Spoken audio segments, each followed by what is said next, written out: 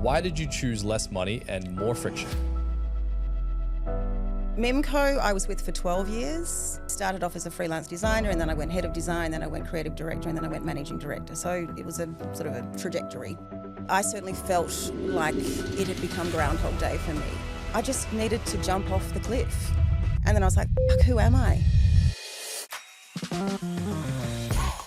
It was time for me to do something that had purpose and had conviction versus how can I make a shitload of money? I've yet to meet anyone who has had that level of commitment in their own vision. Conviction doesn't come for free.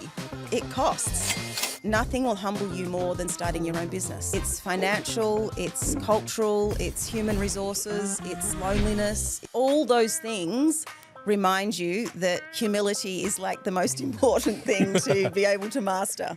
I think we get confused about what new is, and we think that it means a whole new product range that you're offering someone. Like, there's ways of refreshing a product to remind them that it exists and to show a different angle of it. And as brands all start to look like each other, the ones that actually stand for something have got more chance of longevity. Let's start with the fundamentals. What makes a good product? This episode is brought to you by Wix Studio. Here at the Agency Podcast, we're building a community and we would love for you guys to be a part of it. So we would love to hear from you. What are you enjoying the most? What would you like to see more of? And what do you think might be missing? Drop a comment, make sure you subscribe. And now, on with the show. Cathryn Wills, welcome to the Agency Podcast. Thank you. You were Managing Director of Mimco, building the business and eventually left. What were you walking away from? Well, firstly, nice to be here. Mimco, I was with for 12 years, 2 as a freelancer and 10 as a solid part of the furniture. And I started off as a freelance designer, and then I went head of design, then I went creative director, and then I went managing director. So it was a sort of a trajectory that I was on. What I was walking away from was security, like an income, a title, the kudos that comes with that, a team supporting me. And you had a big team. Yeah, I mean, the business had grown a lot. When I joined the business, I joined the founder who started Mimco, and then she sold the business to a big retailer, and then they sold to an even bigger retailer. So I went through a couple of acquisitions, I went through multiple head offices, and the team grew accordingly over that time. So, it was a big decision to walk away after that long. But I certainly felt like it had become Groundhog Day for me. I'd written strategies, I'd recruited people, I'd done creative direction briefs. We'd grown a lot, we were very profitable, it was a successful business. It was coming up to its 20th birthday as a brand. And I just felt, for me, for the business, it was a good bookend to say bye. And I'd also had some changes as far as how I felt about the materials that I was working with, and I knew that a new path was beckoning. For you personally, why did it feel like Groundhog Day, and what about that was really starting to, I guess, bother you when it came to being in that position in a brand? I am quite a curious individual, and I like to challenge myself and do different things, and it had just become, I guess, boring for me. And just season in, season out, it was always different. Like, creative direction is a vibrant space to be in, and there's always new things to do and new things to create and collections to build and stories to tell and visual merchandising to bring to life and, all those things in the retail space. But it just became monotonous for me. And I also just felt the business needed fresh blood as well. Like, I felt like it was a favour to them as well for me to walk away. I didn't know what I was going to do. Like, it's not like I was leaving to start something new, other than a new chapter. So you didn't have phase 2 lined up? You were not at done. all. Not at all. I just needed to jump off the cliff. Do you think there was a distinctive moment that led to that, or a collective of just, I've played my role here? It was like a year of thinking about it. Okay. And I'd also gone vegetarian, so I was definitely on the way to, I'm not really sure working with leather and not eating meat is really, feeling like me anymore. But then just progressively, you know, how I felt about where the business was going, how I felt about what I was doing creatively.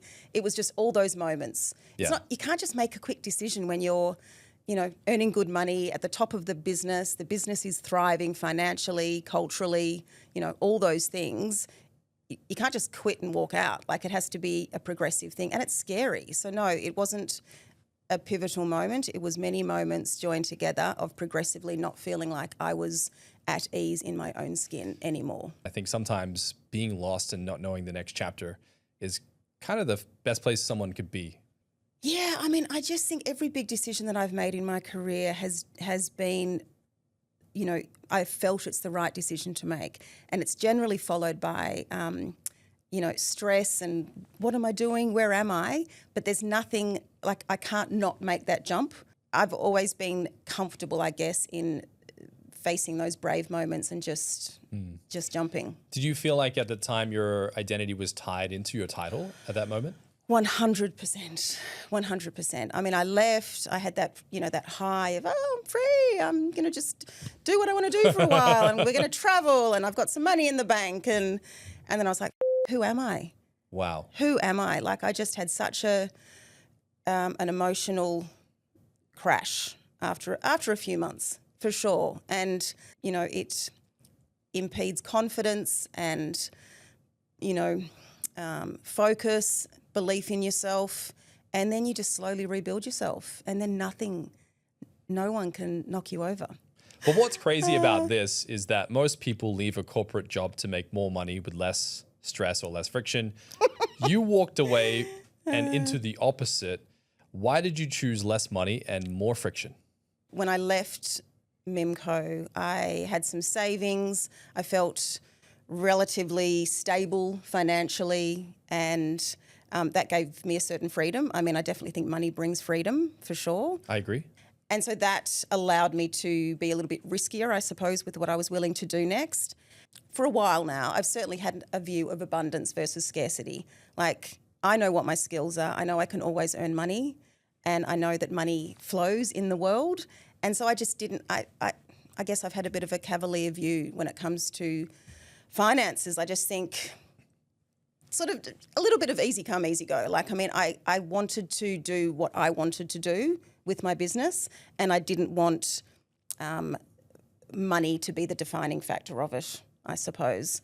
I didn't feel like I needed to go out there and earn that big salary again. It was time for me to do something that had purpose and had conviction versus how can I make a shitload of money? Because there are bloody easier ways to make money than starting a purpose-driven vegan handbag brand. I can tell you that right now. Way more easy ways. But it's, I think conviction doesn't come for free. Like, you have to, it costs. And that is not something that I've regretted thus far. Now, I want to highlight something here, which I think is crazy, is that you started Sans Beast, and at the beginning, you invested over $500,000 of your own capital. I've yet to meet anyone who has had that level of commitment in their own vision. What compelled you to go all in? Well, it's certainly not listening to anyone else, that's for sure. I mean, this is probably not advice from anyone, I would imagine. No. I mean, when I left Mimco and I travelled and I had the identity crisis, and I came back to Australia, and I consulted to a business that was owned by private equity. And I was sort of floating the idea of starting something myself. And one of the partners there said, you know, if you start something, never do it with your own money. And I remember thinking, yeah, I'm not going to listen to that. Before this commitment happened, you became frustrated with how the industry operated. And being behind the curtain, so to speak, you were able to see what really goes on in the rag trade and how people really treat certain situations and suppliers and so such. Did knowing the industry's secrets make leaving and going all in on yourself easier or harder? Look, I will first say that I've been fortunate to work with businesses that do their due diligence when it comes to factory sourcing. I've never really worked on the lower end fast fashion side of things. I've always worked with businesses that value manufacturers and factories and go and do their audits. I've worked with beautiful raw materials. So that side of things, I feel like I've had good training from day one, really. I guess the thing that flipped my sort of switch when it came to ethics and transparency was the material side of things. And working with leather and talking about, we only buy from leather where the 5 freedoms of animals are respected, I thought, well, that's interesting because I've never been to a farm. I've never been to a slaughterhouse. How can we as a business actually confirm that those animals have been treated appropriately? Because a lot of brands say that they do this, but they don't live it. Yeah, and with all due respect to those brands, I mean, it sounds harsh, but it sort of is bullshit. Because, there are, you can talk about the tanneries that you work with that might be cutting down on chemicals, and they might ensure that their supply chain of, the human interaction and the chemical work is appropriate. But no one's really talking about the animals. No one's talking about the farms. No one's talking about the transparency of that calf and, showing CCTV camera footage of how that animal is being treated in the whole supply chain. So I didn't feel that sort of, ethical washing was appropriate. And really that was one of my turning points. Being in a situation where you were working for a big fashion brand, then moving into your own brand, this sounds like it was quite liberating for you to be able to really have control over what was actually the narrative of the brand. Definitely. I'm not accountable to a board of directors that have got other vested interests. I can say whatever I want to say, and I can make sure that what we write about and what we share is our truth and, the ethos of the brand. It's going to sound very wanky, but the truth does set you free. Like, the fact that you speak your truth, I think is one of the best things you can have in your career. I would agree. Even if I look around at the market, at the greats when it comes to fashion or brand building, they're never really yes people. They're always defiant, unruly, and the types of individuals who like to create their own worlds. Yeah. Yeah. I was having a conversation with a friend of mine, Josh Sparks, who's been on the show before. He worked with Tom Brown, and he said that at the beginning, no one agreed with this guy. Yeah. When Tom Brown was building Tom Brown New York, he had this own world in his mind that he wanted to create. What was that for you? What was in your mind that you were trying to put out there in the world? I initially didn't think it would be a handbags business. I felt that I'd done handbags for a long time and I was over it. But then I started looking around at what was available for someone that didn't want to buy an animal skin handbag. And I felt that there was a gap in the market for something that was accessibly priced, not cheap and cheerful, but not premium, not luxury, that was sort of sitting in the Mimco price point. Really, like, sort of $450 at the top end and like $200 sort of as entry. So I felt that was missing in the market. I'd also had, 12 years of rose gold, crystals, blingy, Mimco-y sort of glam, and I was much more, inspired by utilitarian aesthetic, much more inspired by androgynous fashion than I was by that super frivolous look. And so I wanted to, combine those two things. I wanted to do bags that I thought were cool, streamlined, androgynous, that had a design edge or a design-led aspect and aesthetic to them, that didn't use animal skins, basically. And, that has evolved over time based on what appeals to people and what sells well, and, the collections build from there. If you want to grow your agency, you need more than just a website builder. You need Wix Studio, the all-in-one platform that's built to help you scale.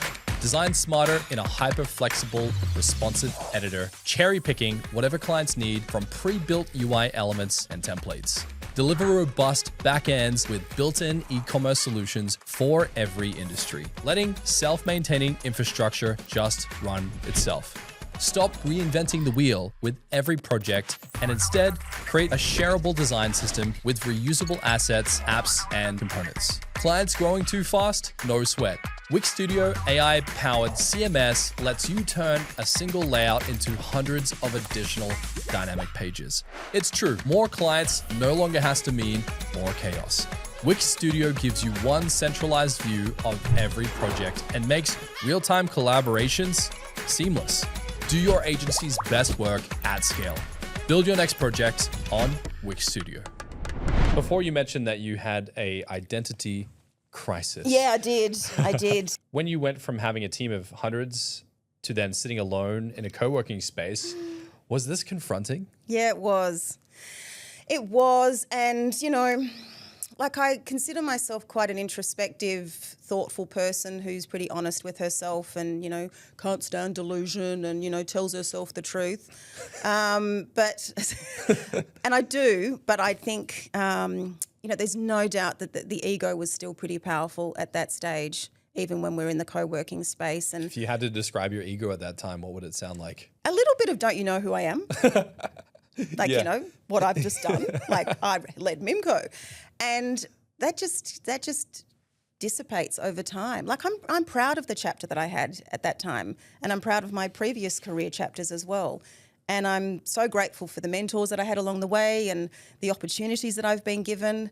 But nothing will humble you more than starting your own business, as I'm sure you know. Like, it's financial, it's cultural, it's human resources, it's loneliness, it's all those things remind you that humility is like the most important thing to be able to master. You said it was lonely. What was the loneliest moment in this journey? Well, you sort of get invited to a lot when you're the managing director of a big brand, and then everyone just forgets that you exist. Yeah. And then you forget that you exist. And then when you do go to an event, your confidence isn't there. Now you're just Cathryn. Exactly. Yeah. And what are you doing? Like, what? Who are you? What are you doing? Oh, Yeah. a vegan brand. Like, being embarrassed to sort of say that in the first little while. And then time, it doesn't take long to adjust. And then you see something that you've created from nothing grow and a community grow, and you see someone walking along with one of your bags on, and you hear people say, oh my God, I love that brand. And then you just build yourself up step by step, and none of that stuff worries you anymore. It's it doesn't happen immediately, but it's this progressive sort of rebirthing, I think, that happens to your ego and to your inner world, that be they criticisms or be they compliments, none of those things affect you anymore, because you're so grounded within yourself and you can make your own judgments, be it a compliment or a criticism, that nothing can get to you, which, there's got to be some wins. And then you realise, that you're the same person that you were. Like, like, of course you're an evolved person, but you're okay, you've got the strength and you've got the history that you built up. They say that starting your own business or having a small business or a big business, I guess, of course there's people that want to build a business to sell it and make the big, cash thing. But the biggest gift that you get from having your business is the learnings that you have, that you have about yourself. Like, it's like therapy. Being an entrepreneur is therapy, really. Really expensive therapy. But it is amazing therapy. Yeah. To learn about yourself and to learn how you impact other people. I learned a lot of that at Mimco, but I think I learned so much more of it building this. With the brand Sans Beast, the name literally means without animal. Yes. Is that the point? Because whenever I think about brands that are injecting some agenda or an opinion or something like this into their brand, there can be a fear that this will alienate our audience and get in the way of profitability, especially when you're putting so much integrity into the product. Yeah.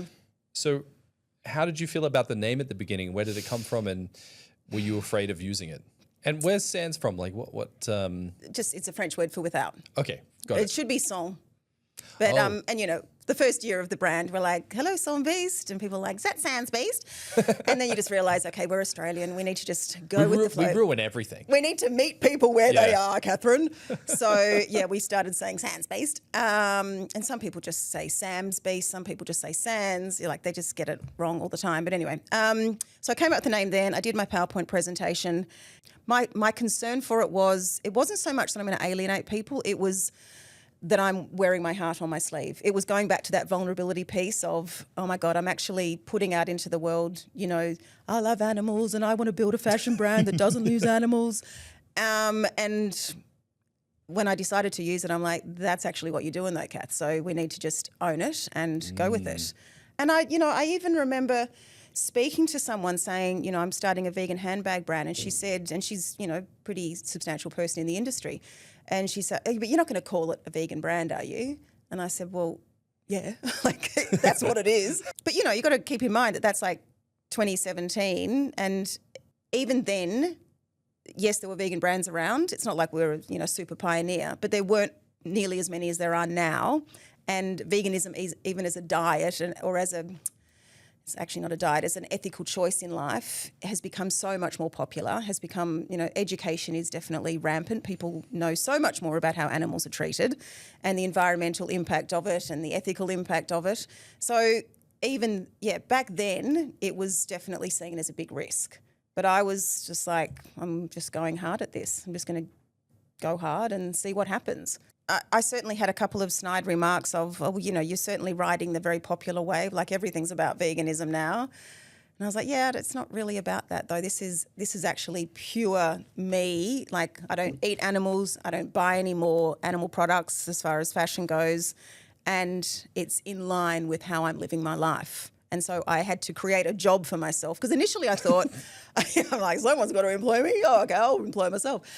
Initially I thought if I'm going to go for another senior job, maybe I can convince the board just to do, non-leather accessories. And I thought that's just delusional, Kath. Like if you're going to do it, you need to do this yourself. So you felt like your mind lit up, your heart lit up, and it made sense internally. Definitely. And it's not like there was no resistance. I mean, my partner John was from the beginning was saying, don't start a business.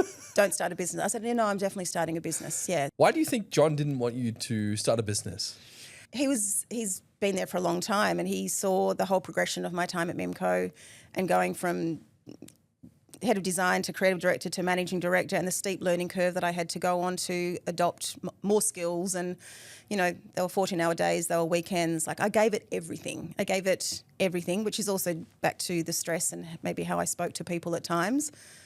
He doesn't want me to be a stressed person. Yeah. But and I'm definitely, it's a different sort of stress though. It's not. I don't feel like a ball of stress. I feel like there's some anxiety sometimes, but I think when you're committed to an ethos and you're committed to a purpose and you're committed to the reason the brand actually exists, and you're honest about that with yourself and with your community, I think that alleviates the small things. Yeah.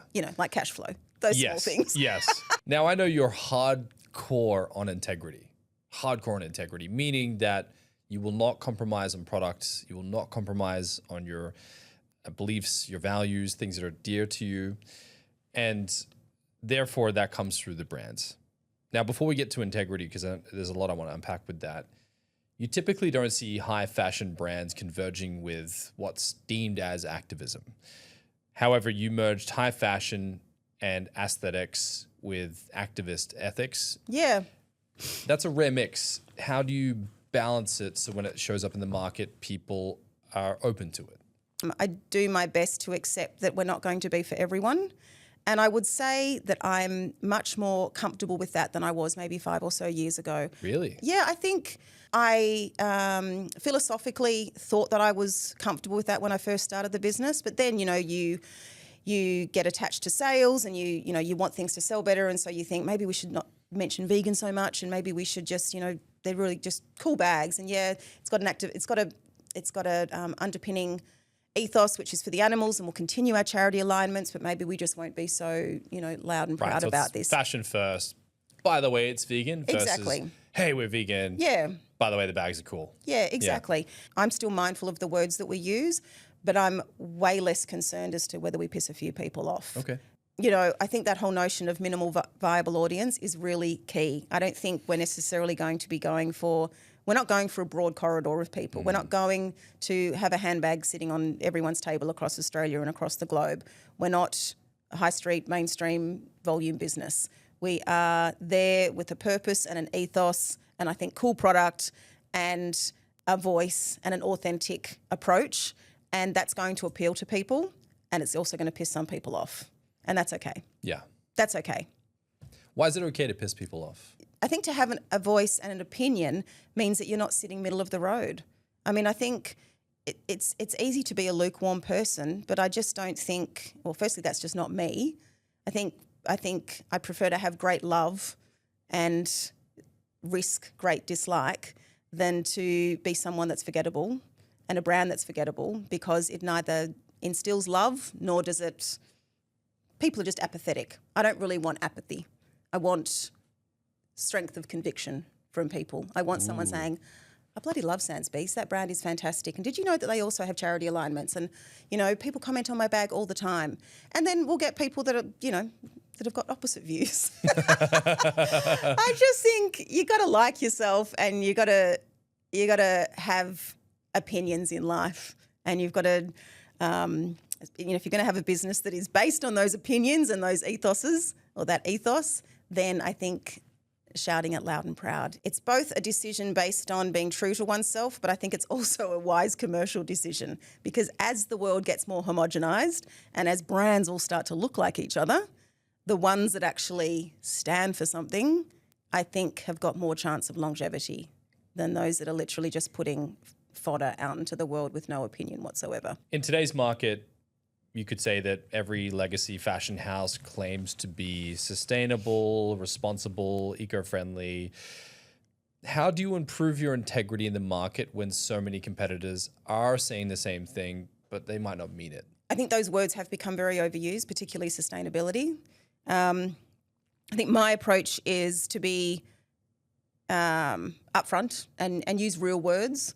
Like vegan leather, for example, I don't really like that term because, you know, that could mean so many different things. I think I'm not shy about saying that it's certified recycled synthetic, and that, you know, plastic bottles have been recycled and used as a substrate, and that it's a polyurethane coating on the surface. And of course we're going to get people saying, oh, so it's just plastic, is it? It's like, well, do you shop at the supermarket? Do you shop at Mecca and buy, you know, packaging that's made of plastic? Do you go to Bunnings? Do you have polyurethane paint on your walls? Like, have you sat in your car? Have you sat in your car? Have you picked up your iPhone? I mean, we are surrounded by it. If anything, I think we should be putting our passions and our energies towards figuring out how we can recycle that shit, because it is everywhere. You know, when you challenge a legacy industry like leather, you're going to upset a few people, because then you've got people saying, don't tell me that I can't have my burger. Don't tell me I can't have my bacon. You know, it really is a brand that spans fashion and ethics, and no one wants to feel like they're an asshole. No one wants to feel like they're doing the wrong thing in life. You know, some would argue that they're tired of brands preaching their Yeah. agenda, Yeah. their opinion, or virtue signaling what they should do and what you should do. Yeah, for sure. You know, we've seen a lot of resistance around this recently with certain brands. Has this made any challenges for you in the brand personally? It makes me stop and think about our communication and how we're talking to people. From the beginning, I've definitely not wanted the brand to be preachy. It is difficult, though, to manage. It's impossible, actually, to manage how someone's going to hear your words, or be they written or spoken. You know, I can be talking about the mass exploitation of animals that exists across the planet, both in the oceans and on the land, and someone can hear that as being preachy. And all I'm doing is talking about the fact that it's an opaque supply chain and animals are treated appallingly, and most people don't know about it. That's not preaching as far as I'm concerned. That's just talking. Yeah. So I can't control people's responses to what we say. We would never say, don't buy leather, it's evil, buy our products. The approach that I've taken is authentic, straight talking. We are there as an alternative. And there are some people, particularly on Facebook actually, not so much Instagram, but Facebook's a particular, thing as far as how people put their comments out there. I think my response is always when there is a little bit of negative commentary is just to reiterate that we are an alternative. And if one doesn't want to buy animal skin handbags, we are one of several bag brands that are in the world that they can choose from. Because, people say, but it's a byproduct of the food industry. And my view is not all of us are eating meat. Not all of us are eating dairy. And we still want a cool bag to carry. Yeah. So I just think if people hear that as preaching, then that's their problem, not mine. Yeah, people are always going to have opinions about everything, no matter what anyway. So yeah. Now, you operate in the retail sector driven by rapid consumption, cheap materials, and high margins. How do you remain integral when it seems like most of the market aren't? Well, I think that's a key reason why we're just not going to ever be like a rocket that goes like this as far as sales. I mean, I understand product development very deeply, having worked in it for a long, long time. And I understand that the cost of a product is the material, the labour, and the hardware. And, we can use materials that are not super expensive, and we can add value by the pattern making, the hardware, and the labour that goes into making a tricky bag. Or we can use more expensive materials and we can keep the labour a little bit lower by doing a simple bag. Like it's all mathematics when it comes to how you product develop. There are cheap brands that will use cheap materials, cheap labour. They don't care where they're making it. They don't care how much people are paid to make it. And they'll just flood the market with volume product. We're not making high volumes. We don't have great negotiation power with the factory as a result of that. So I think how we maintain integrity is putting a lot of bloody work into how we design product, how we match the material, the hardware and the labour together to make something that we think is an accessibly priced product. We also don't have, I know accessories margins because I've worked with them for a long time across jewellery, shoes, bags, hats, gloves, scarves, hair accessories, and then I worked in apparel before that. I know margins. Our margin is, I think, a humble margin, a respectable margin based on what I think the RRP can be for that product. I mean, hopefully in time it can be a better GM, but at the moment it's where I think it should be. And it's obsessing over all those levels to make sure that material makers are being paid appropriately, that the manufacturers are being paid appropriately, and that we can keep our business financially sustainable for the future. Someone close to me said to me recently their ambition of, hey, I want to make $1 million. Before they had any revenue in their business, they were looking for an investor. And I said to them, you don't need an investor right now. You need to make your first $1,000. Yeah. And they were like, yeah, but. And I said, think to yourself right now, today, how can you make $1,000? And they're like, I don't know. I said, solve that problem first and then work your way to $1 million. Because here's why. Right now, you don't have money and it's just you. But if you can make 1,000, you can make 10. If you can make 10, you can make 100. Yeah. I'm not trying to make it simple, but I was trying to help this person understand that you're the powerhouse right now. You don't need some external third party to give you capital to move. You need to move. Yeah. When you think about people that aspire to have wealth and you can say that, well, money's everywhere, what's the lesson there that people need to understand? Well, I think it's all about, what we desire in life. And I think, I'm just as guilty of liking nice things and liking to stay in nice hotels and liking to travel as, the next person who's checking in on a business class flight. I don't want to sound disingenuous and say, I'm comfortable with a simple life. I like nice things for sure. It's all about how much you think you need in life. I think that generally determines, how much is enough, I guess, is the bigger question. I want to be able to give myself a living, John a living, a few people that, work for us. I want to be able to continue to travel. I want to be able to continue to invest in new materials that are coming to market that challenge legacy leather industry. I want to continue to be able to afford to create content that I think is compelling and interesting and grow the story of the brand. And if I can do that, that's enough for me. And when I said that money is around, I think that I truly believe that if I'd wanted to get investors and I'd put a good deck together and I went and, talked to various people, I'm pretty confident I would have been able to get it. I mean, I don't know. I've never tested that theory. But it has been the right thing for me to invest in myself. Yeah. Oh, I like that. There was a moment I had when I was younger and I had the opportunity to spend time with this gentleman who was a billionaire from the States. He owned a telecom company and you wouldn't know it. He was wearing a pair of thongs, ripped jeans and an AC/DC t-shirt, but we went out for coffee and I was expressing to him I was frustrated at this point. So I was 19 at the time and I was like, I really want to make money one day. I want to be wealthy like you. And he goes, money's everywhere. And I'm like, I'm not seeing it. And he goes, all right, let's look. We went for a walk down the street and he goes, how much is that car worth? I was like, 100 grand. What about that one? 200. What's that apartment worth? 4 million. What's that apartment worth? 10. And he's like, let's keep walking. He was pointing out light posts and pavement and windows and products in stores. He's like, money is everywhere. Yeah. You have got to change your perspective on where to put yourself because you're right now not in the position of the faucet. I was like, the position of the faucet. He's like, money flows, but you're outside the flow. Yeah. So when you think about money as like an energy source or a flow state or whatever, how can someone better position themselves to catch the money? Catch the money. Where should they put their mindset?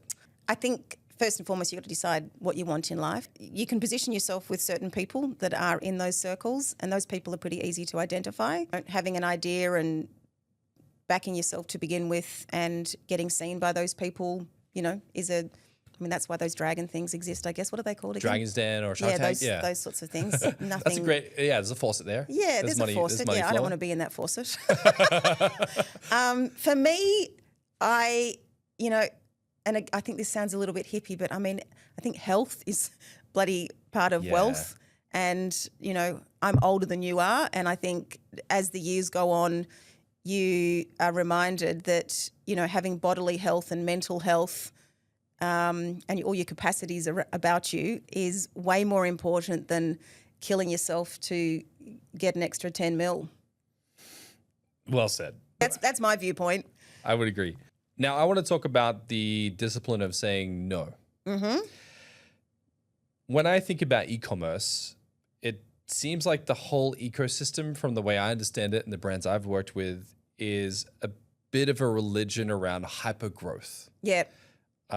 Scaling fast, rapid acceleration, massive buyouts, acquisitions. Yeah.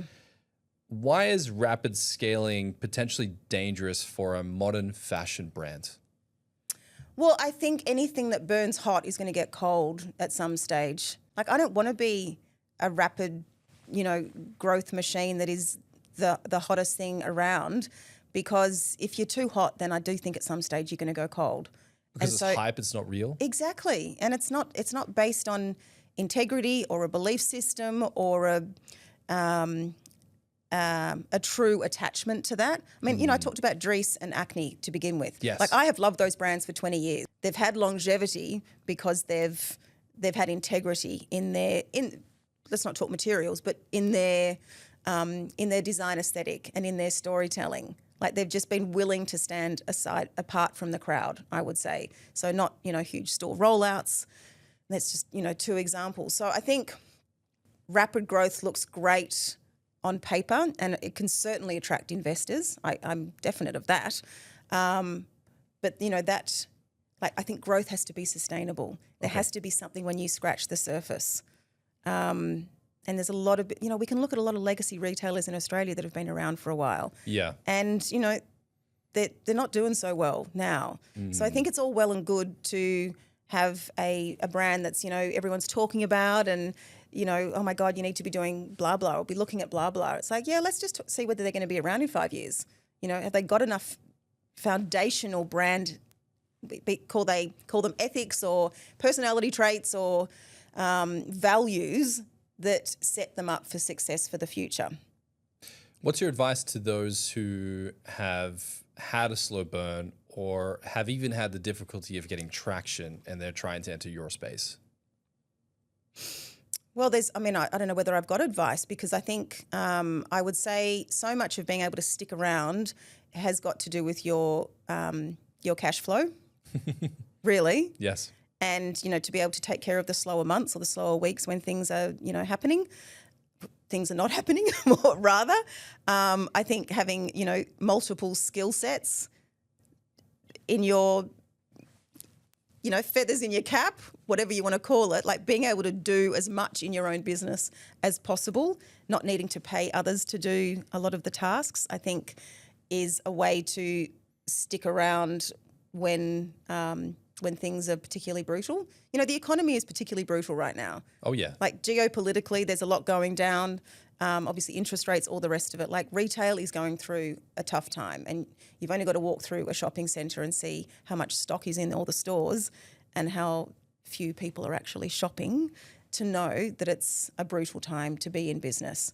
So I think having enough cash flow to deal with the doldrums, there not being a lot of wind in the sails, is a key element, as well as being able just to take care of yourself with, be it your marketing, your product, your production, your finances, whatever you've got to do. Right.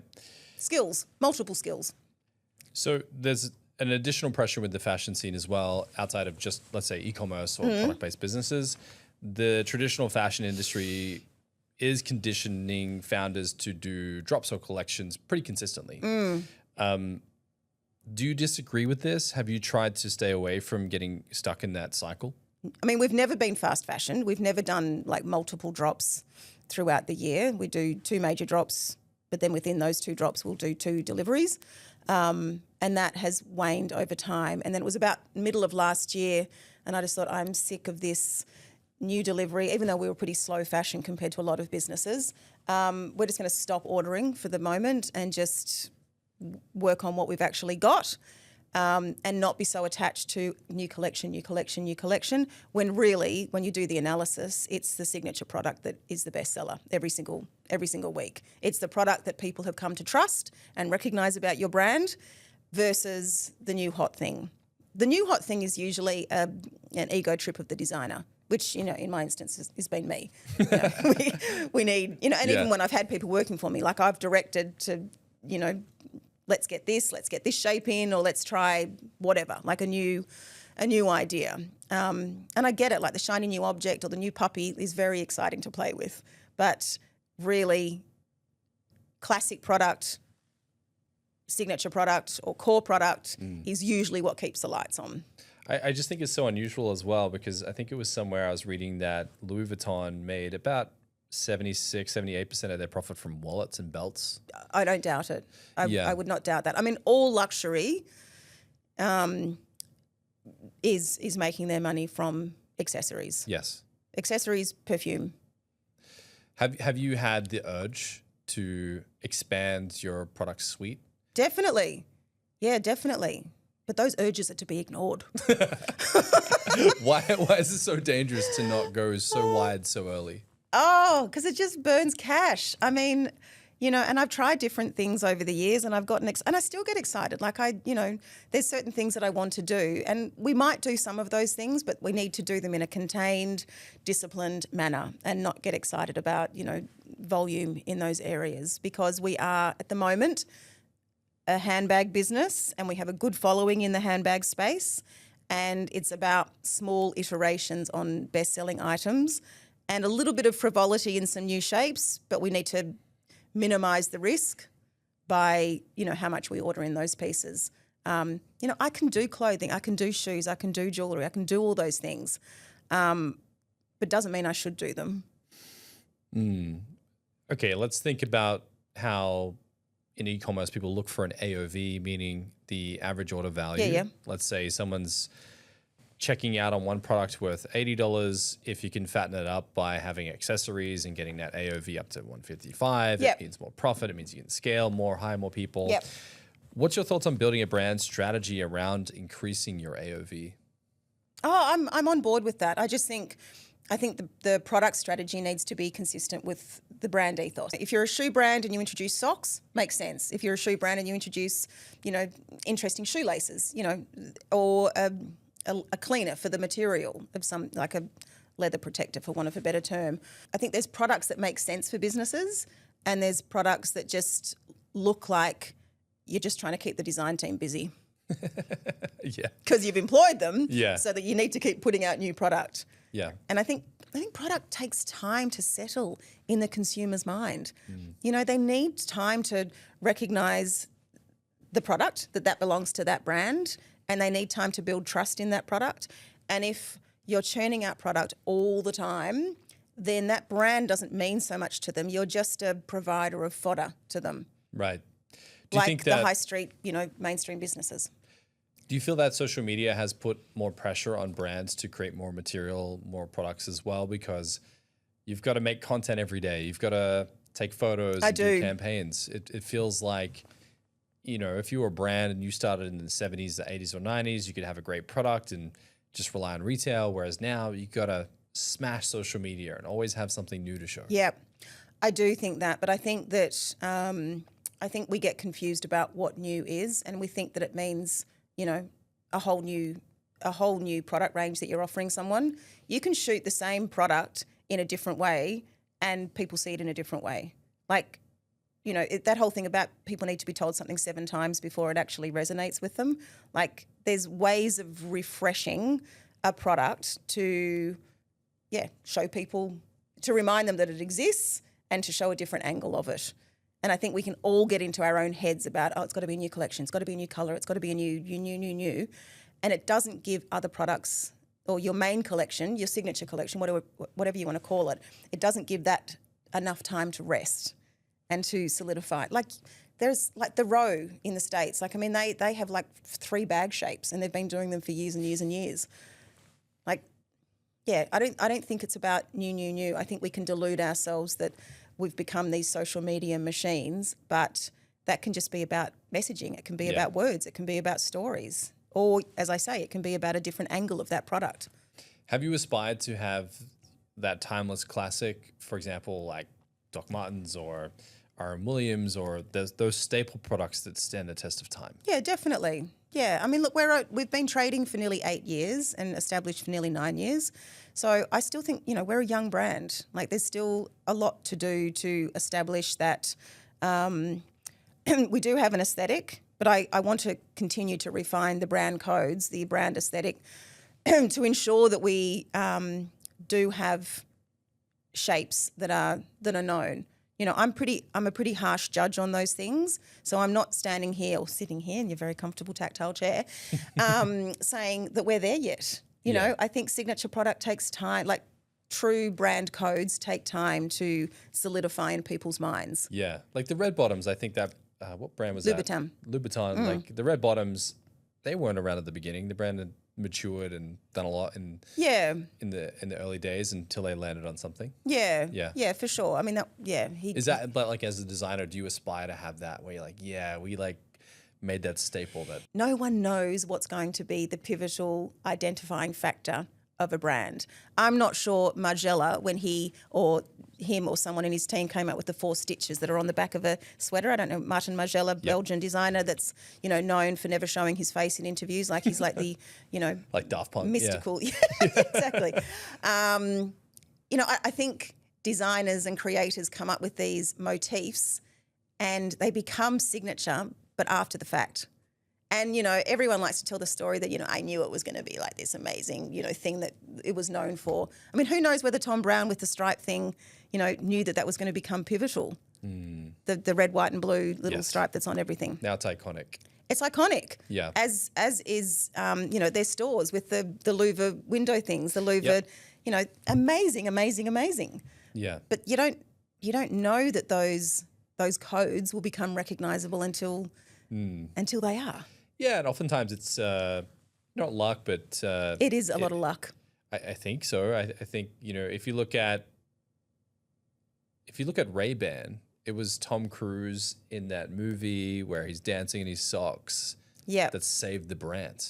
Risky Business. Yeah, that's it. Risky Business. So it was Tom Cruise in Risky Business in his lounge room, underpants and socks, dancing. It's so not a sexy look. I don't know why the hell that made that business, but. But I remember reading somewhere that the brand was really struggling. Yeah. And then they just so happened to wear that in the film and then sales skyrocketed. Everyone wanted to be like Tom Cruise. It's amazing, isn't it? It's crazy. It's a moment in time that can just make a business. We just got to get you in a movie. Yeah. If these fast fashion, not that you're fast fashion giants are churning out endless product categories using cheap materials and ripped off aesthetics and designs, do you think that having discipline and restriction around your design allows it to be a better design and it allows you to be a better designer? I do think that from a personal satisfaction perspective and from a business perspective. I'm not sure. Well, I would actually suggest that a lot of customers don't care. There's too many high street businesses that are churning out fast fashion that are doing well to suggest that the customer is super focused on slow fashion and, design product that's designed from the ground up and wear tested and, all the effort that goes into it. There's too many businesses that are on fire churning out generic product to suggest that customers care that much about it. But from a personal satisfaction point of view, yes, I think it is much more rewarding to go slow and to build carefully and with thought and with intention and with good sourcing and at a pace that's sustainable. Yeah. Now, what about public pressure or even worse, consumer pressure? So a lot of your engaged customers have actually begged you to launch shoes and accessories. How do you say no when the demand is right there in front of you? Well, what people ask for and what they end up paying for are two different things, generally speaking. So, Yes, you have to be a little bit of a witch, which I am, one, and you have to be able to disseminate what they're asking for and what is going to be feasible for the marketplace. And I think like shoes is a bit of an obvious one for us. We should definitely do shoes. However, shoes are a sized business and handbags are not a sized business. Oh, yes. So more that complicated. adds SKU count and depth of ordering that, would just be a pain. I also FYI, I'm setting up a shoe brand as we speak. Are you? I'm experiencing all of this. Shoes are tough. And we launched shoes at Mimco. After private equity bought Mimco, one of the growth initiatives was do shoes. And, we didn't do a brilliant job of it. And we had many iterations. And certainly after I left the business, they kept going, but then they ended up stopping that category. Shoes are tough. And the intake margin is lower than in the handbags or jewellery categories. So financially, it's tough. There's big investment with setting up constructions and lasts. So you need to be really bloody committed if you want to do shoes. And I love shoes. Like, I have a huge shoe collection. And so it would be a natural affinity for me to go into the shoes space. But I wouldn't do it unless I felt that we had something different to offer. And resource-wise, mental energy-wise, we're not there at this stage. So how do I deal with customers asking for it? I say maybe one day. Maybe one day, but it's a tricky category to get into. And, generally speaking, people don't understand how hard these things are to get off the ground. Right. They're just like, can you do this? As if it's like wave a magic wand. Do you have an opinion on brands that have a proclivity to source suppliers and then just resell them and put their branding on top of it versus someone like yourself who's actually designing their own product? There are faster ways to make money than what we're doing as a business, for sure. And I think there are so many factories out there, so many factories that you can go to and you can look at their showroom or you can look at their catalogue and you can say, I want that, but maybe no changes, just put my brand name on it, or I want that with a different bag strap on it, or that's in bags. You can do that with any category basically. And China is a huge manufacturing location, destination where you can find pretty much anything you want. So I think do what you want to do with your business. But from our point of view, it's never been the way that I want to build the business. Yeah. I think there's joy to be found in intentionally building product. And I've hired a lot of designers in my Mimco days and also, in the Sands Beast days. We don't have one working with us at the moment. But I know, these people go to school to study design and proportion and colour and materials. And I've seen them go into, a lot of those individuals go into mainstream businesses where they're just told to copy. They're just told to travel, buy someone else's sample, put it into a factory, make a few tweaks, and it's disenfranchising and it's disabling and it's not inspiring at all. So I think there's joy in sketching and creating and getting a prototype and tweaking it. So for someone listening right now who has a dream to create their own products, do you think that we're living in an era where that's easier than ever or more complicated than ever? Yeah, I think it's easier than ever, but easy doesn't necessarily mean we should be doing it. I think, if I look at RMIT in Melbourne, for example, and, the graduates that are coming through with their collections, so many of them are taking materials that already exist. So many of them are doing upcycling with things that already exist in the world. Yes. So I think that starting something with new materials, like virgin materials versus recycled materials, or even materials that you could, disassemble from something else, I think everyone's going to do what they want to do, obviously, but I think there's more scope for someone starting something that is using things that already exist in the world somehow. Bryn, I want to dive into product because for you, product is king. Mm-hmm. And we're not Queen. talking... Product is queen. I like that. Product is queen. Let's start with the fundamentals. What makes a good product? For me, everything starts with raw materials. Whatever category you're working in, the raw materials, as in, is it the chain for jewellery? Is it the stones that you're going to inlay into, a motif as a central thing on a necklace or earrings? Is it leather? Is it a non-animal leather? Is it your fabric? Is it a woven? Is it a knit? Where does the yarn come from? All those things, like the raw material is the central point. Why is that the central point? Why must you start there? Well, because of first and foremost, the impact on the environment or the being that material has come from is, I think, key. Secondly, quality. And then longevity is obviously linked to that as well. And then commercially, like price. cost? Price is, the raw material makes up like 30% of your FOB price, generally speaking. And FOB is? Free on board. So that's the price that you're paying from the factory. Okay. So unless you're working with an agent in Australia that's bringing the goods in for you and it's FIS, it's generally FOB. And what's FIS? Free into-store, I think it stands for. So Okay. they will bring it in, they will deal with the freight and the duties. And FOB is just getting it to the dock. Okay. Getting it to the freight forwarder, for want of a better term. Yeah. So you would encourage everyone, look at your materials first, whether it be plastic or whatever. Anything, be it a synthetic, be it linen, be it cotton, be it wool, be it, as I said, in jewellery, the chain, the stones, like all those things are key. And then obviously they are also, there's a resource impact on the planet, and there's always, there's people that work in those supply chains. Where are the stones coming from? Have they been pulled out of the earth by a child? I think it's important to ask those questions as to where the materials are actually coming from. But purely commercial, it's quality, longevity, and price. Quality, longevity, and price. So yeah. Let's go through each of those. And also, the other thing is the raw materials. Are you matching the raw materials to the shape that you want to make? Is it appropriate for those materials to be made into that shape? Interesting. Because I think that's key as well as to how it's going to turn out. Right. When we interviewed the founders of Memo Bottle, they were talking about this as well. The certain plastics and what you could and couldn't do with shapes were something that they'd spent tremendous amount of resources on getting right. Yes. Yeah. To mold it into the right shape. Right. Yeah, so if sure. you're creating your own product, first look at the materials. Secondly, look at the shape and what you can do with it. Yeah. Yeah. What's the vision? What's the aesthetic that you're going for?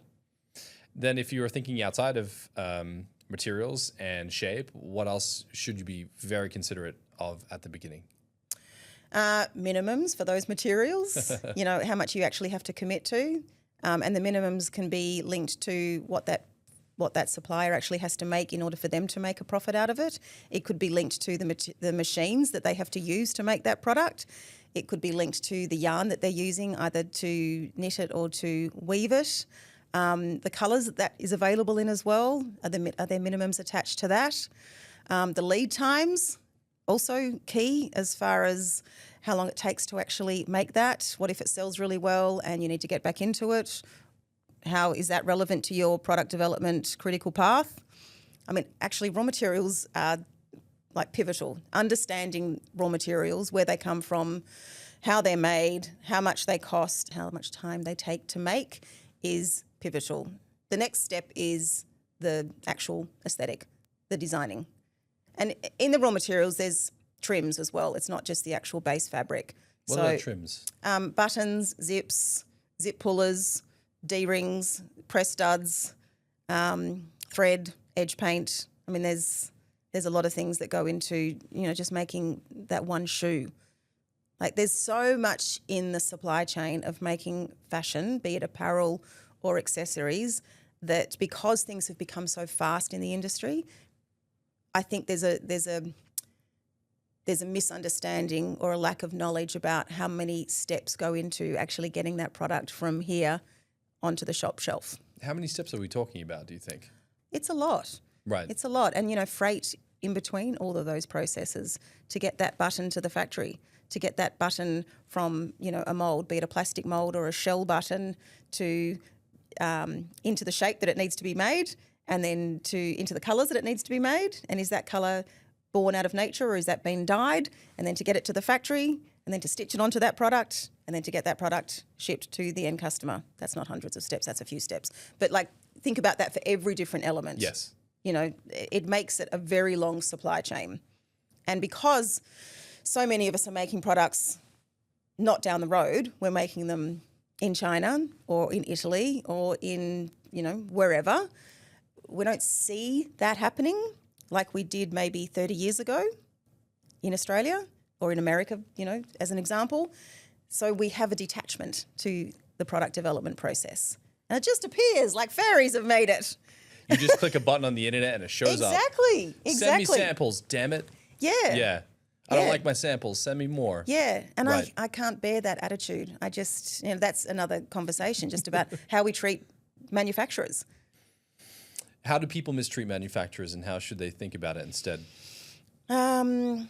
As partners, they should think of them as manufacturing partners because they are integral to how your product turns out.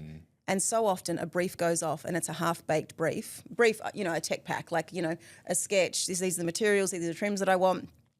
And it comes in looking average and the manufacturer is blamed. You know, the samples haven't come in the way I wanted them. Or if it comes in looking great and it's still a half-baked brief, but the manufacturer has taken it upon themselves because they're artisans and they're skilled and they're good pattern makers and they know how to do things. It comes in looking great. The brand or the designer pats himself on the back and says, you know, that came in great. There's no credit necessarily given to the manufacturer. Right. So I think they need to be viewed as a partner. And that partner's going to make mistakes and they're also going to give you wins. And if you work respectfully with them and recognise that they need to make a profit, you need to make a profit, and you can come to the table with that egalitarian sort of viewpoint, I think it can be a long-term relationship. Now, I would agree with that, because when you think about the factories and the partners you need to work with, it's kind of nuts that they're making a fundamental product and then shipping it to you without you ever having much of a relationship. Yeah. I mean, look, I have good relationships with our manufacturer, and I've been fortunate to have great relationships over the years, both with material makers and with factories or manufacturers. And as I said at the beginning, I've worked with businesses that have valued that and have nurtured that and have done appropriate audits. But I've certainly come across a lot of people that have sourced their manufacturer via Alibaba or whatever it's called. Yeah. And have got no idea who they are, have not sat across the table from them, have not invested in going and sitting across the table from them, and then are very quick to brutalise them when, you know, things go wrong. Now, you were telling me a story before we sat down and started the show, which was that you were on a trip to the US and you decided it would be fun to make a stop over in Mexico. Yes. And go and check out a new material. I planned that before I went to America. Okay. But yes. Now, do you mind talking us through that? Because I found this interesting, how much energy you contribute to understanding materials, where they come from, how they're made, and how you may be able to implement them into your own aesthetic. Yeah. So that was specifically related to Deserto Pele, which is a Mexican business who do the Cactus leather, or the alternative leather. And it's crazy what they're doing, by the way. Yeah, the two guys that started that, they launched it in 2019, and I'd read about them and I liked the swatches that I'd seen, and I knew that I was going to LA in 2020. And I thought it's just a little hop, skip and a jump down to Guadalajara, so I'll just do that. And I asked the guys to take me to the coating factory, which is where they coat the substrate to give it the faux leather look. And they wouldn't take me there. They said there's IP that, you know, they weren't allowed to take me there, even though I begged and came at it from all different angles. They kept saying, Cathryn, no. But they said, we will take you to the Cactus fields. So I went to Guadalajara. They drove me out to Zacatecas, which is where they grow the cactus or the nopal. And I met the farmer, Francisco, who grows it. And they showed me how fast it grows and that it's natural rainwater that makes sure that it gets water. So it's good environmentally. And it grows, replenishes very quickly. And then they take it off, they cut it out, and then they dry it in the sun, the natural sun, and then they built a machine that pulverizes it all, and then it turns it to powder, and then they can mix that with a PU, polyurethane. At the time, they've done a lot with their materials over time to the point where they're now like 90% bio-based. and then they coat that onto a substrate to create a leather alternative, so to speak. And that was 2020, and they've come a long way since then. And now there's those that do a similar thing, but with apple pulp, with olive pulp. My bag at the moment is made from olive leather. Grapes. Yeah, there's all sorts of things happening with plants. It's amazing. It is, yeah. Just what people are able to accomplish with this type of thing. Now, when you take into account the aesthetic, does understanding the raw materials help understand how you can flex or experiment as a designer with the aesthetic? Yes, definitely. I think, understanding raw materials, but also understanding construction. So one of my earlier jobs in apparel was knitwear, and when you're making the sweater, you're making the fabric as you're making the garment, because it's knitting, right? You're taking a yarn and you're knitting panels that become the sweater. So you have to understand the gauge of the machine that you're putting it on. You have to understand tension. You have to understand the washing, because, it affects pilling. It affects the hand feel. So for me, it's understanding all those technical attributes that allows you to become innovative. If you can understand the technical attributes of how something is actually made, you can start breaking some rules along the way. Versus if I buy a Miu Miu bag and I say, I just want to copy that bag, and I'm not really interested in how it's actually made, all you've got to work with is that designer's bag that you're copying.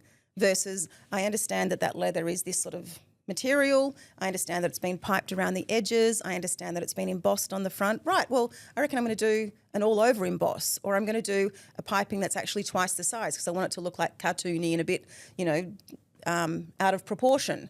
I understand that that's a tubular handle. Well, I'm actually going to put knots in it because I know you can do that because there's rope on the inside of that. Do you know what I mean?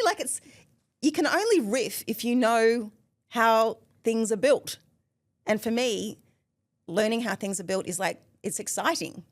That's a fun part about being a creative, I think. You're getting me excited. For real, yeah. I'm like, damn, I want to learn about how to make bags. and piping that looks cartoony. Yeah. Okay, so then raw materials, then aesthetic, and knowing the boundaries and what you can and can't do, then what? Well, I guess, there's the sketch, and obviously, some people do that with hand sketching, some people do that with Illustrator. Bloody AI is just doing all sorts of stuff for people now, and they don't even have to put pen to paper. Bit of a sad loss, I think, that one, because I think pen to paper is a cathartic thing to do.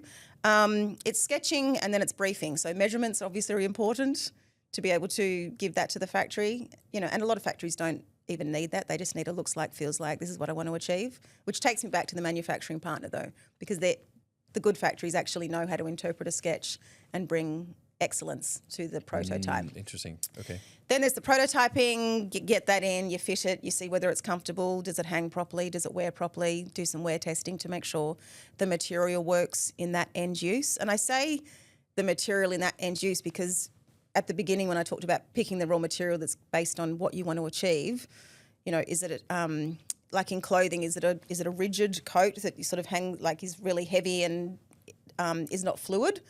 Then you're not going to probably choose a material that is fluid, or is it something that you want to have a lot of movement to it? It's impacted. Material and shape go hand in hand. Yeah, prototyping, wear testing, costing. And then you do the iterative process from there. Do you need to de-engineer it? Do you need to add more to it? And where things go wrong, I think, in business in design teams is a lack of understanding as to all the different elements that need to come together to make that product work, both commercially and aesthetically and quality-wise. I just want to sketch the product. Yeah, but you need to know how much it costs. Yeah, but I just want to sketch it. It needs to be designer, production, raw materials coming together and respecting each other and understanding that it takes a village to make a product. Yeah. I think the house analogy that you had before is fitting because you think about, you can't just start putting bricks in the ground. You've got to exactly. draft a concept. You've got to measure the land. You have to then create a blueprint and test the blueprint and do all the maths and make sure it's going to be, functional. And then you have to instruct the builders on how to build it. So there's a lot of layers by the sounds of it if you want to do this properly. Then when it gets to the point that let's say we have a product, we're satisfied, we've done our testing. Yep. What about brands? At the beginning, when you're like the raw material and the shape need to be consistent with whatever the brand codes are. You know, is it a feminine ruffly brand? Is it a sort of, feminine's not the right word, but like, is it a ruffly sort of ditzy brand? Is it a utilitarian? Is it super harsh and sharp? No, all those things come into how you've chosen the materials and what shapes you're going to go with. And then there are branding tools, obviously, that might be bold, blunt instruments, like a big logo on the front. It might be the Margiela reference that I talked about with the 4 stitches on the back of centre back of a sweater. There might be an all-over emboss. There might be, a flag tag on the bottom, an inside tag on something. There's so many different ways that branding can be incorporated into a product over and above the aesthetic brand codes that you've implemented into the aesthetic of what you're building. Are there some specific things that you think are hallmarks of a product or a good product that they have to make them stand the test of time in the market against, other brands? Yeah. Does it have to be distinctive? Does it have to have an accent? Does it have to have something distinctive to make it good? I think that comes down to personal preferences of, how one shops. Like, the Row is a prime example that doesn't have overt branding. And it's like, if you know, you know. But we also know that High Street are ripping off, those sorts of very, quiet luxury sort of looks that you really don't need to know because no one cares, maybe, or the people that, I think it depends on what aesthetic you're going for, whether you're going for subtlety or whether you're going for an obvious visual tool that people can recognise. Okay. And I think that takes time to implement in product strategies. Yes. Obviously putting a big logo on something does not take time. That is just an obvious thing. But that logo, needs to mean something to people. And, even in our short time in business, I've learnt the bits that people want to recognise in our product and, want to see from a branding point of view. So it's a learning process. I think that having shapes and identification aspects of product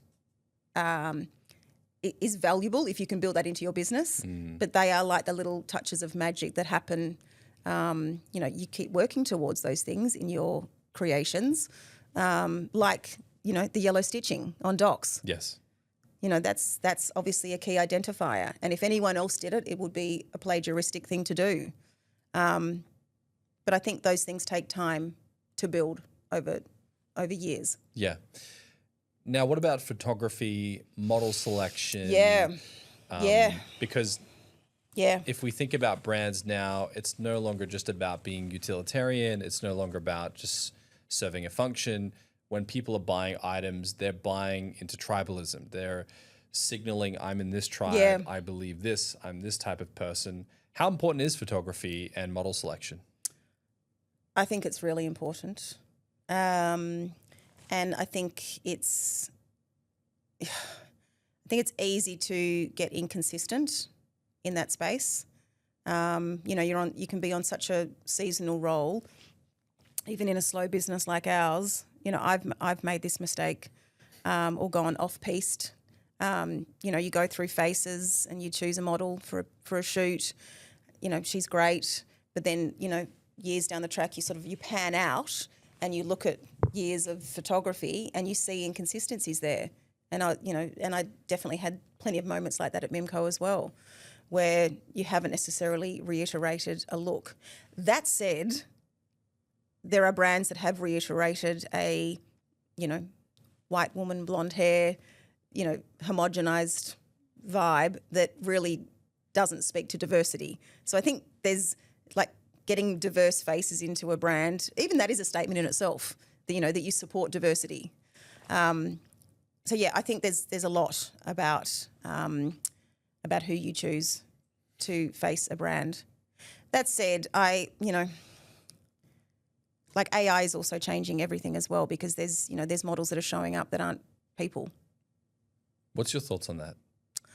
Yeah, I'm still deciding what my thoughts are on that. I understand that there are brands that certainly, would not be able to afford full shoots with the model and a stylist and all the other, and a photographer even, that are creating their campaigns just on the computer screen.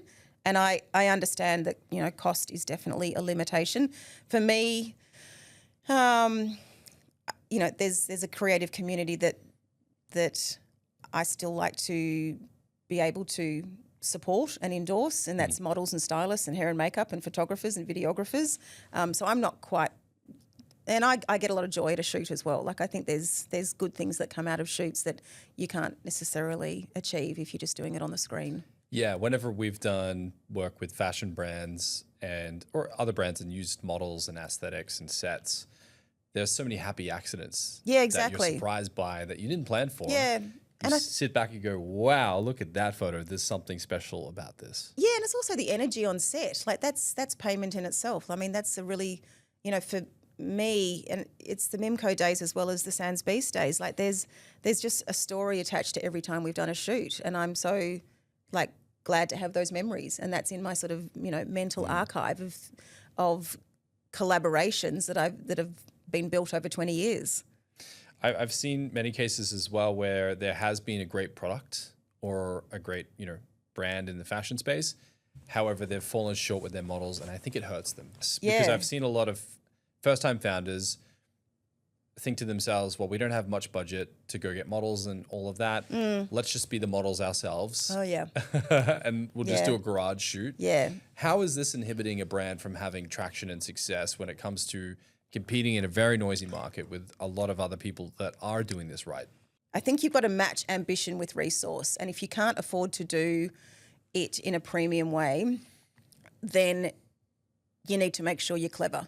You need to make sure that you bring creativity to the front, because I think there are creative, inexpensive ways to do shoots.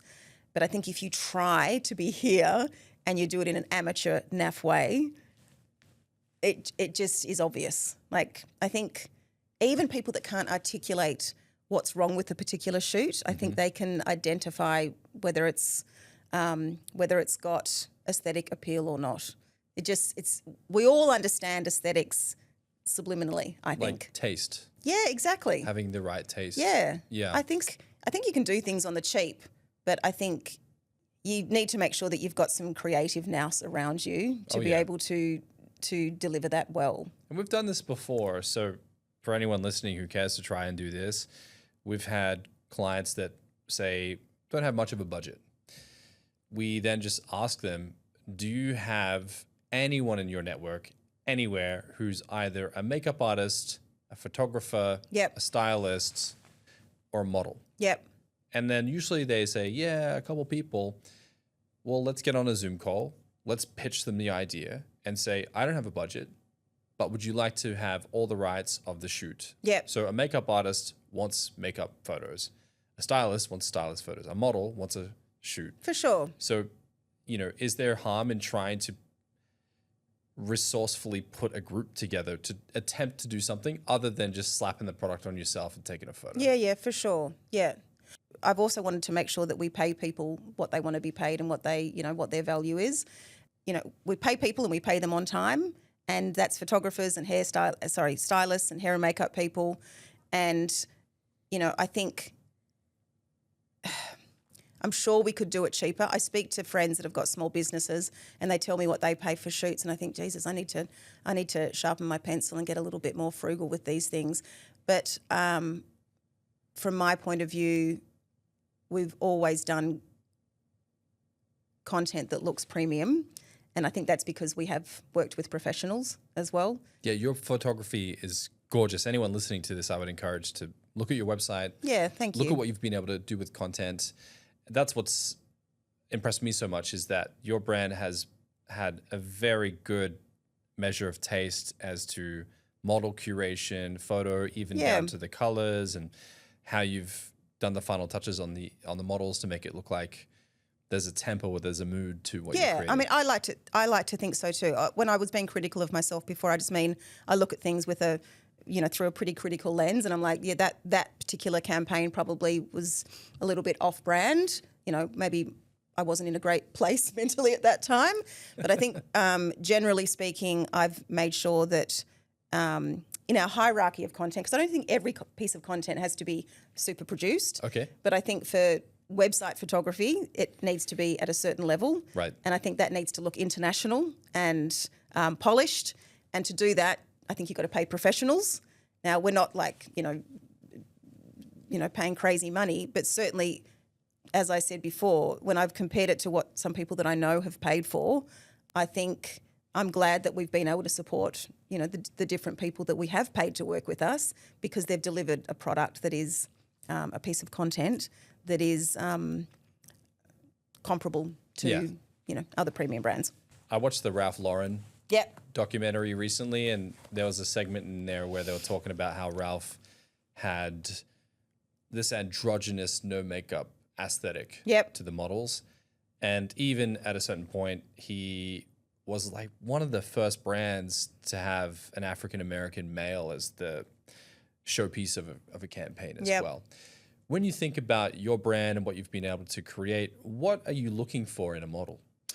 Yeah, that's a really good question, because I think I increasingly, like we still do book models, but increasingly I'm becoming more and more uncomfortable with just going through model sites and just choosing people based on how they look. Yes.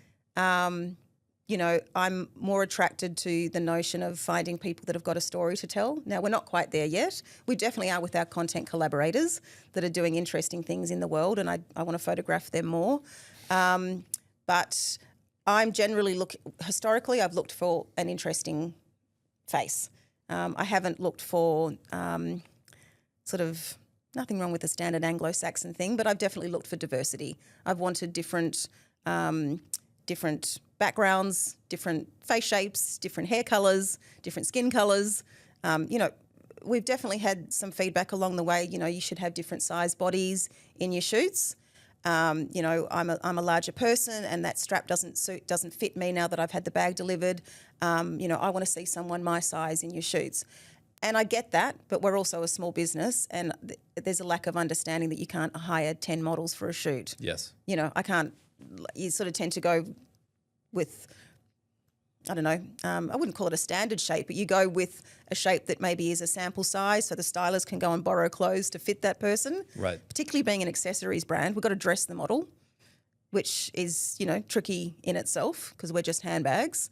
There's a whole lot of considerations, definitely. But diversity and a little bit of quirk, I guess, as to how they look is generally what I seek. There's an example I was reading into recently around Gymshark. Mm-hmm. So Gymshark, when they originally came out, they had an aesthetic. You had to be a hardcore gym rat, buff, fit, attractive, to be considered as someone who would be eligible for their influencer campaign. Mm-hmm. Then as the company scaled and became this billion-dollar, tyrant in the gym fashion space, they injected a inclusivity campaign, and they did different body shapes and such, and the brand started to tank because the original concept was this brand is for the hardcore gym fanatic. Yep. Full stop. Yep. Then they compromised on their identity, and then because they wanted a wider audience. They wanted a wider audience. Yep. Now they've reverberated back so aggressively that they took Chris Bumstead, who's 7th time Mr. Olympian bodybuilding champion, right, gave him equity in the company, and then snapped right back to their original identity. Yeah, right. And continued to scale. My question is, should brands be allowed to maintain their aesthetic through an identity versus trying to appease everyone? Yeah, I think so. Yeah. Country Road probably 15, 20 years ago, probably even shorter time frame than that, were criticised heavily for perpetually shooting a particular looking guy and girl. They look like, they wandered the streets of Sorrento. They were generally blonde-haired, private school educated, white skin, and there was criticism, on social media, etc. And then when and Country Road is owned by a South African business. So in South Africa, that is definitely wasn't popular. So they had to bring more diversity into their model selection as a result of that. So I think there's got to be a middle ground. Like, I think brands definitely need to stay true to themselves. I mean, I would like to think that a brand staying true to itself does not necessarily have to do with how someone just looks. I think it should hopefully be about what's on the inside and their belief systems and their approach to life. But I think, in short, yes, we should all be true to ourselves as to what we're trying to put out into the world. Fashion in particular has been guilty of, promoting a really undersized woman in particular. And I guess, that can be disenfranchising for people to look at that. By the same token, it's impossible to look at a brand and have that brand represent every single iteration of all of us on the planet. I mean, I'm not looking at a brand and going, why is there not a 5'3.5" woman walking down the catwalk? I still can look at brands, even though they're 6 foot women, and go, I like that dress. Yeah. I don't need to see myself there to relate to it. It's like you said before, people, give the market some credit. People aren't, I don't think people are so daft that they have to see them exactly portrayed in the brands to be able to buy it. Now let's talk about brand story, because I'm a big story guy. I think if you look at humanity, we love stories, we love movies, music, pop culture. Yep. It's so ingrained in especially in product or in something you would wear or take with you as an item, that it would mean something. How important is having a good story for a product-based brand? Look, I think it's important. I don't know whether it's important to everyone, but for me, why the brand started, it's so linked to the product, because choosing not to use animal leather is like the fundamental of why we started in the first place. So, firstly, the story as to how I came to start that is important, because it adds integrity, I guess, and authority to what I'm doing, given that I've worked for a long time and I've done accessories for a long time, and I know leather and I've chosen to go in a different direction. So I think the story is relevant there, because it shows that there's a strong foundation. It's not just jumping on a trend. And I think sourcing the materials and caring about where we source the materials from and knowing how the materials are made is part of the story as well, because again, I think that adds integrity and layers to, it's all about layering. It's all about how a brand story is built based on the provenance, based on the materials, based on how we design, how often we deliver, where we sit from a pricing point of view. Like I didn't set out for this brand to be. It's not a luxury brand. Like I've never wanted it to be a $2,000-$3,000 handbag brand. Because I don't come from that world. I've never related to that world. So I want it to be accessible. I want it to be egalitarian, and that's part of the story as well. There's so many things that go into what makes a brand, and I don't think every customer wants to know the story. I don't think everyone. I've had a lot of love, which is beautiful, and then I've also had a couple of, I'm just here for the bags. Stop indulging yourself and telling me your story. And I'm like, just don't bloody listen then. Seriously. And have a great day. Most fashion houses deliberately hide their supply chains to protect their mystique. Or their IP. Or their IP. Yeah. You do the opposite. You document and show everything. Yeah. Why has this been so powerful or effective for your brand story?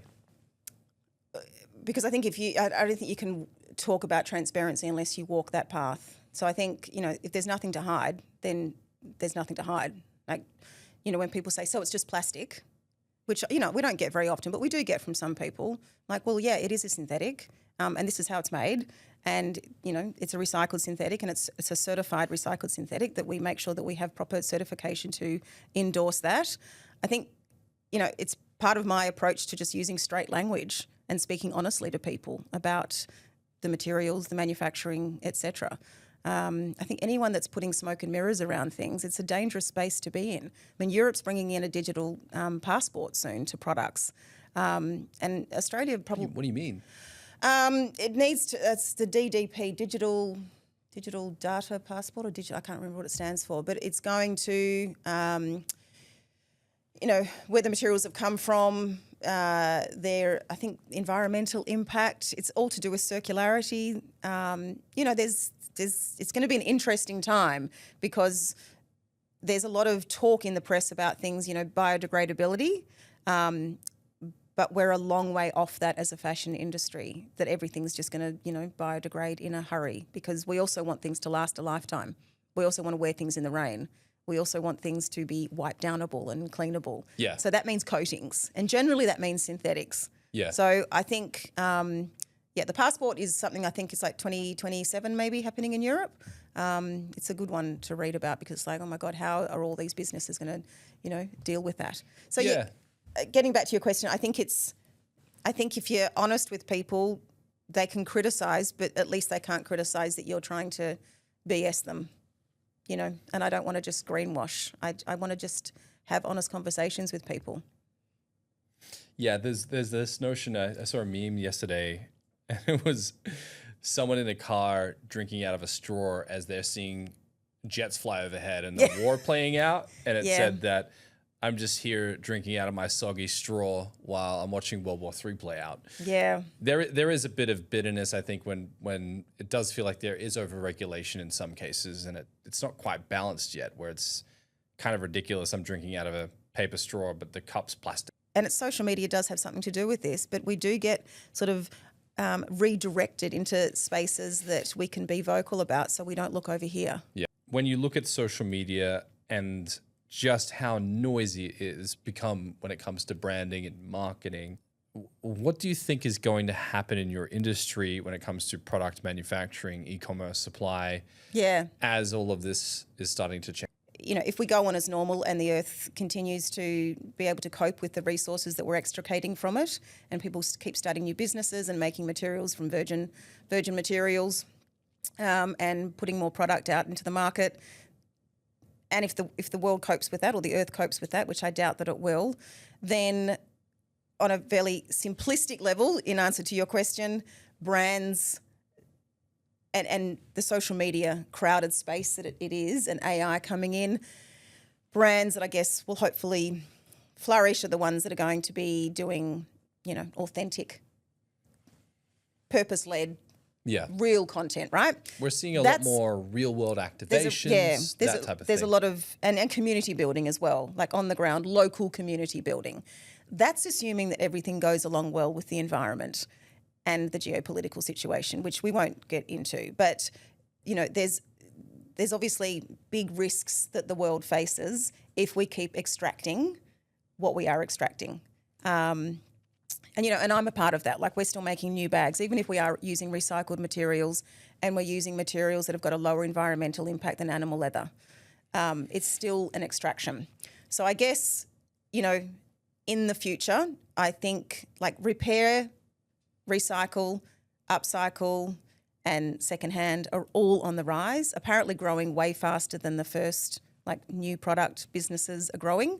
So I think, the next few years are going to be interesting in the retail space regardless. There's definitely some businesses and brands that are probably not going to survive. I'm hoping that there's going to be mass investment in recycling, but the only way that that's going to happen is if there's money to be made in it. Building this type of deep conviction around product design, as you've stated, has taken you decades to understand. I would imagine it's painful, expensive. How can someone today take or heed advice from your experience over 35 years in this space and apply it to how they might build their own brand? I mean, I think learn your craft, whatever it is you're going to focus on. I think learning your craft is going to be a superpower for people. I think there's a view that, the barriers to entry in business are so low now that anyone can do it, and maybe anyone can do it, but to have truly a depth of knowledge about what you're doing, I think is a point of difference, whatever it is, jewellery, shoes, apparel, bags, anything. And I think, making sure you've got cash to back you up, making sure your supply chain is trusted and reliable. And I think figuring out wherever your supply chain is, I think figuring out how to minimize your risk by buying the least amount of stock that you have to do your sales, then you can get back into your stock, like understanding a critical path. And I know there's a view that a lot of these foundational things are a bit old school, and we don't need to worry about that. We put all the risk on the supplier, and they can buy the materials, they can hold them, and rah rah rah. But I just think some old-fashioned business values go a long way in starting a business, and I think understanding why you're starting your business. I mean, what is to use a bit of a dated term, but what is the pain point that you're actually addressing in the marketplace? I think being able to answer that question is pretty key. Because I don't think the world just needs more stuff for the sake of it. I think, I hear what some people say about our bags, that really love the bags and take care of them, and they're so proud of buying from a business that has got charity alignments and has taken a step against a legacy industry, which is a very wealthy, big, multi-corporation entity, the leather industry. And, it's a $300 handbag. It's not like it's a mortgage payment, but it's something that's very precious to them. And I'm proud of that. And I think, if someone's starting a business and build something that you're proud of, I think is a really, but that's like a life lesson, isn't it? Really, I would agree. Yes, I think it's important. I think so. My intention behind this show is to understand how people have come to take agency in their life. What does taking agency mean to you? Having agency over, I have a lot of agency, and I've had it when I've been an employee for sure, but having agency over what I speak about, what I write about, who I partner with from a material supplier point of view, what we spend our money on in the business, having agency to express my opinions with no, and my education because a lot of it is just fact, not opinion, with no repercussions other than maybe sales, which, so far so good, is everything to me. I mean, freedom is a fundamental driver for me in life. Freedom to build something from nothing, travel when I want to travel, within, financial restrictions, and be a free spirit, like fly when I want to fly, not just unconscious, like actually metaphorically fly is what I mean. And that all comes down to having agency to do that. And, we live in a really bloody privileged country, I have to say. Yeah. And I feel gratitude every single day for that. Cathryn, this has been a pleasure. Same. Thank you. Really enjoyed learning more about how you think, what you're creating, why you're creating it, your story, where you've come from, why you're here. This has been a pleasure. Thank you. Likewise. I really appreciate it. And it's been a joy to have taken the time to research what you've created, and it's been fun hanging out with you. Thank you. Same.